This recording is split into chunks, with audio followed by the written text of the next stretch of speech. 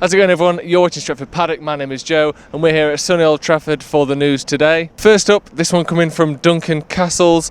This is the news that Manchester United have agreed to pay Crystal Palace £55 million for Aaron Wan-Bissaka, a world record transfer fee for a specialist fullback. Duncan Castles really going out on a limb here, sort of putting his reputation on the line slightly with this one. Obviously it's been reported for a while that United are after Wan-Bissaka, but this is the first sort of, credible journalist that's really coming up with a fee, saying that the agreement is there, saying that the deal is done. There was a few tweets last night after Duncan had tweeted this from other journalists, maybe suggesting that he was sort of pushing his chances with this one, that it wasn't quite done, but he was going for it anyway. But like I said, he does seem to be sort of staking his reputation slightly. Obviously he's not going to be ruined as a journalist if it takes 2 or 3 days longer than he says he will, but he seems certain and he seems to have some information that this deal is done. This one's been going on for a while, like I said before. Generally the consensus seems to be that Wan-Bissaka would be good for Man United. He's 21, so very young, of course, English under 21 fullback. He scored an own goal the other day actually against the French under 21s. I'm not sure if that will have affected his price, probably not.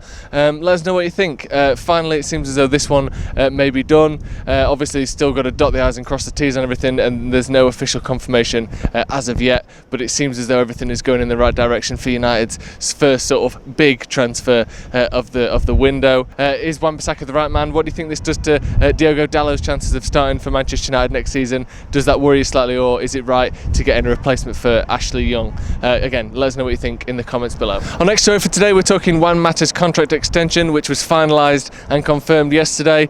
These are the quotes coming out of Manchester United after he signed his 2-year deal with an optional third. The 31-year-old Juan Mata said, "It's a real honour to continue to represent this amazing club and our incredible fans. I've been at Manchester United for 5 years and I'm proud to call Old Trafford my home. I'm looking forward to working with Ole Gunnar Solskjaer and his fantastic coaching staff. The vision they have for the club is truly exciting and I'm so happy that I will be part of that." We've also got Ole Gunnar Solskjaer commenting on the contract extension, saying that Juan is the ultimate professional and one of the most intelligent players I've worked with. He's a great example to our younger players in his approach. He understands what it means to be a Man United player and has embraced everything about this great club.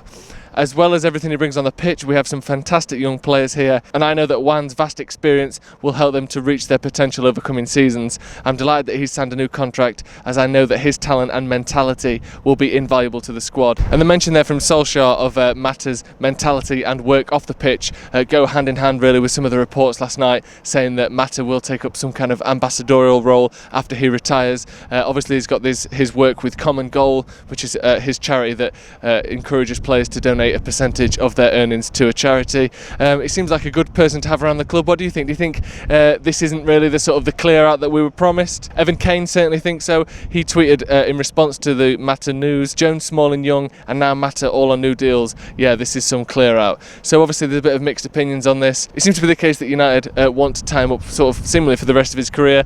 Obviously we don't have much support for him on that right hand side, and that's not, that's not his fault that we don't have any more obvious attacking winger options. Let us know what you think to this one. Do you think it's a good move to tie down Mata for 2 or potentially 3 years, or do you think that we should have let him go and replaced him with some younger players? Let us know what you think in the comments below. And lastly, we're talking the hashtag Glazers Out movement on Twitter. We covered this one in full in the paper talk this morning, so if you haven't seen that, do be sure to check that out, but we're just here with some updates now. Basically this hashtag was started last night as a response to the way that the Glazers are running the club. Glazers Out, of course, with the intent of trying to remove the Glazers as the owners of Manchester United, and it seems as though that the momentum hasn't really slowed down, which many thought that it would. Even official supporters accounts such as @ManUnitedMumbai tweeting, "As an officially affiliated supporters club, we are not just to sell one Man United memberships but also to voice our opinion. We don't see enough improvement from when Ole said many players have played their last game, hashtag Glazers Out." So